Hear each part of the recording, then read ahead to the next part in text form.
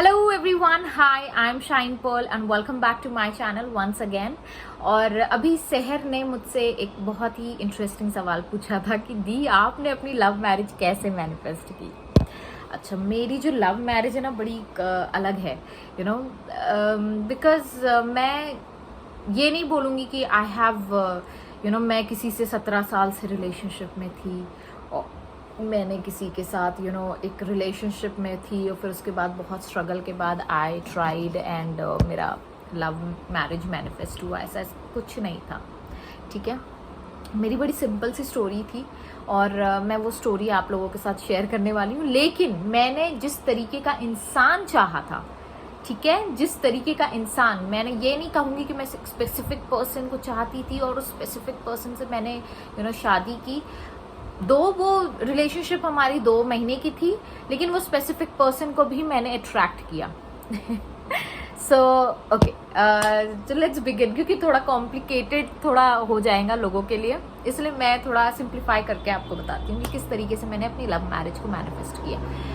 अगर आप किसी रिलेशनशिप में हैं, आप तब भी ये प्रोसेस करके आप कर सकते हो। अगर आप किसी रिलेशनशिप में नहीं हो और आप एक पर्टिकुलर टाइप का इंसान चाहते हो अपने लाइफ में, तो आप उस इंसान को भी अपने लाइफ में अट्रैक्ट कर सकते हो।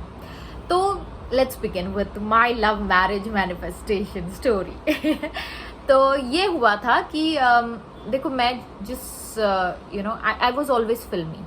मैं आपको खुल के बता रही हूँ, मैं हमेशा से फिल्मी रही हूँ। फिल्म्स देखती थी तो मुझे लगता था वो जब हीरोइन लोग अपना आंचल फैला के डांस करते थे और for me that was romance. मतलब गाने सुनना और गाने गुनगुनाना एंड देन अपने लिए खुद के लिए एक गाना डेडिकेट करना, that was my romance with my self. और मैं हमेशा चाहती थी कि मेरी जो शादी हो, मेरी लव मैरिज हो, बिकॉज आई हैव ऑलवेज, ये पता नहीं मैं बता पाऊंगी कि नहीं बता पाऊंगी, लेकिन मैंने ना ये चीज़ मेरी मदर की और मेरे फादर की, दे हैड लव मैरिज। तो और मेरे भाई की भी लव मैरिज है और मेरे नाना जी की भी लव मैरिज थी। तो इट वाज नॉट दैट मेरे अंदर भी एक फैंटेसी थी कि मैं अपनी पसंद से शादी। Love marriage does not mean that they had an like a relationship and they fought for that relationship, ऐसा कुछ नहीं था। उनकी अपनी पसंद की शादी थी, जो कि बहुत रेयर होता था उस ज़माने में, क्योंकि माँ बाप जिससे कहते थे कि इससे शादी करना है बेटा, तो आपको उसी से शादी करनी होती थी। तो जब मैं बड़ी हुई तो मेरी मम्मी मुझे बताती थी कि मेरे पापा ने किस तरीके से मेरी मम्मी को पसंद किया और मेरी मम्मी के लिए कितना ज़्यादा उन्होंने स्ट्रगल किया, क्योंकि मेरे नाना जी बिल्कुल अगेंस्ट थे इस शादी के। बट मेरे दादाजी ने कन्विंस किया मेरे नाना जी को और शादी हो गई and then they live love, मतलब उनका शादी हो गया and they lived happily ever after kind of चीज़ थी। और मैंने कभी अपने पेरेंट्स को झगड़ते नहीं देखा था। कभी ऐसा नहीं हुआ कि मेरे पापा ने मेरे मम्मी को डिग्रेड किया हो। तो मुझे ऐसा लगता कि लव मैरिज जो होती है ना, वो सक्सेसफुल होती है। तो मेरे दिमाग में हमेशा से ये था, love marriages are the successful marriages. और जो अरेंज मैरिजेस होती है ना, तो मैंने हमेशा खिटपिट देखी थी उन लोगों में। तो मुझे हमेशा लगता था कि हाँ, अरेंज मैरिज में हमेशा खिटपिट होती है, बिकॉज आप एक दूसरे को नहीं जानते होते हो। तो ये कहीं ना कहीं मेरे थॉट प्रोसेस में था बचपन से। और मुझे फिल्म देखने का बड़ा शौक था। मैं शाहरुख खान की फ़ैन थी और Shahrukh Khan is a romantic hero. तो उसकी हमेशा लव मैरिज ही हुई है, उसकी खुद की भी लव मैरिज हुई है। तो मैं सोचती थी यार, काश मेरी भी शादी शाहरुख खान टाइप हो जाए, लव मैरिज हो जाए। तो हमेशा से मेरा ख्वाहिश था कि I want to have love marriage. मतलब मुझे लव मैरिज ही करनी है और कोई शादी नहीं करनी। मैं करूँगी अगर जिस लड़के को मैं चाहूँगी उसी लड़के से मैं शादी करूँगी। That was my like total determination about marriage.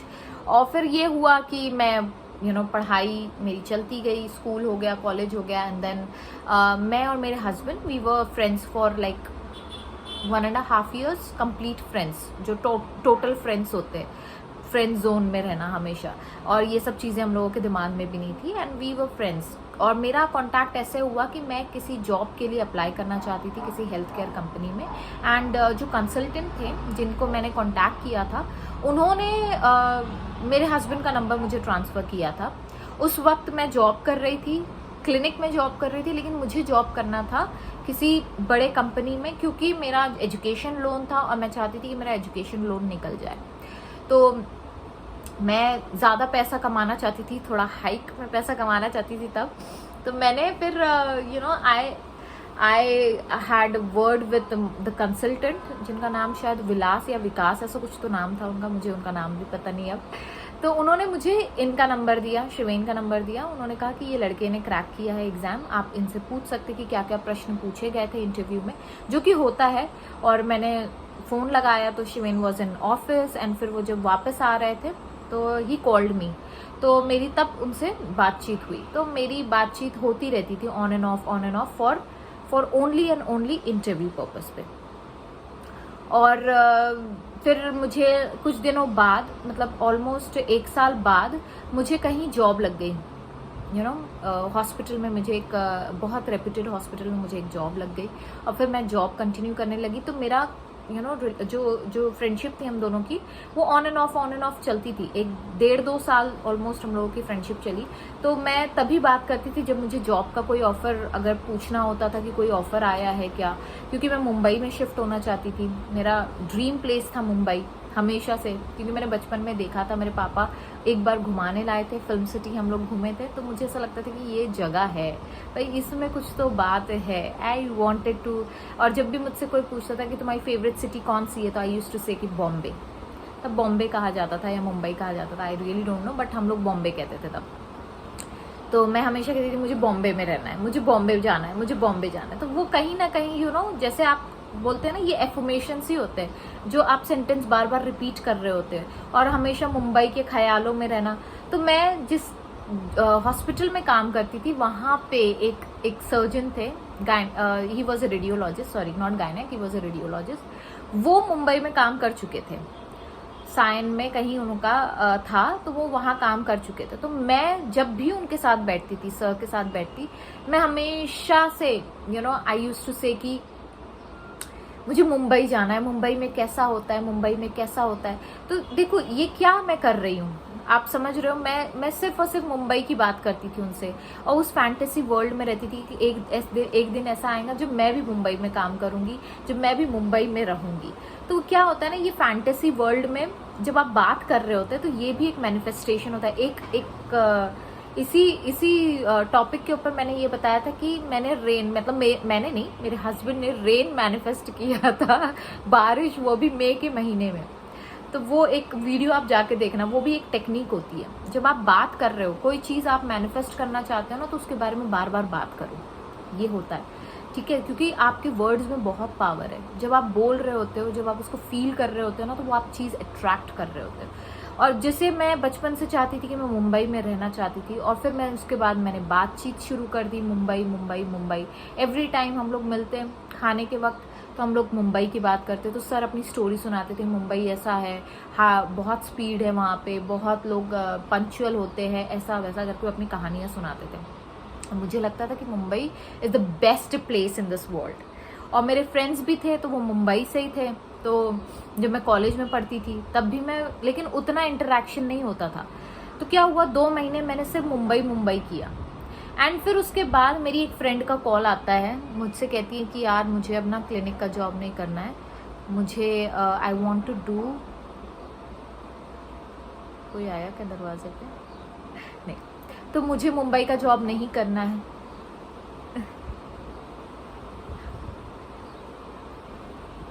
तो उसने कहा मुझसे कि मुझे मुंबई का जॉब नहीं करना है, मुझे एक हेल्थ केयर कंपनी में जॉब करना है, क्योंकि वहाँ का पैकेज ज़्यादा होता है। आजकल लोग क्लिनिकल जॉब करने से ज़्यादा हेल्थ केयर कंपनी में आजकल ज्वाइन हो रहे हैं, बिकॉज उसमें पैकेज ज़्यादा होता है, और क्लिनिकल में टाइम लगता है उतना पैकेज आने के लिए।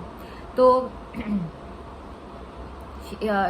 हाँ, मेरी फ्रेंड ने मुझे कॉल किया, एंड देन आई रियलाइज़ कि अच्छा मेरा एक फ्रेंड है, वो काम करता है हेल्थ केयर कंपनी में, मैं पूछ के बताती हूँ अगर कोई ऑफर या कहीं कुछ वैकेंसी वगैरह कुछ है क्या।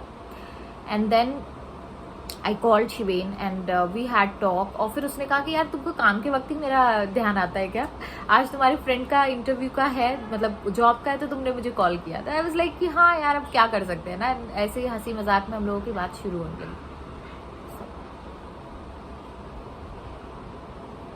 ऐसे ही हम लोगों की हंसी मजाक में, आई थिंक कोई है दरवाजे पे, हाँ, ऐसी ही हंसी मजाक में मेरी बात शुरू हो गई। And then you know, he proposed me on 26th January and ये हुआ कि I accepted that. पता नहीं क्यों, जब आप मैनिफेस्ट करने वाले होते हैं ना तो एक फ्लो में जाना ज़रूरी होता है आपको, है ना। क्योंकि मैंने एक ऐसे इंसान को सोचा था कि मैं एक ऐसे इंसान से शादी करूँगी जिसको मैं जानती हूँ, फर्स्ट ऑफ ऑल, है ना।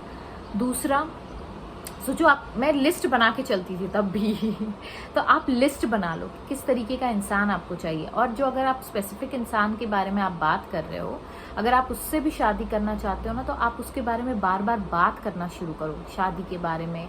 और अगर आपको कहीं से खुशखबरियाँ मिल रही है, बहुत सारे ऐसे मैनिफेस्टेशन स्टोरीज होती हैं जो वो सुनना शुरू करो, ठीक है। हाँ, तो मैंने क्या किया, I talk to him and ये हुआ कि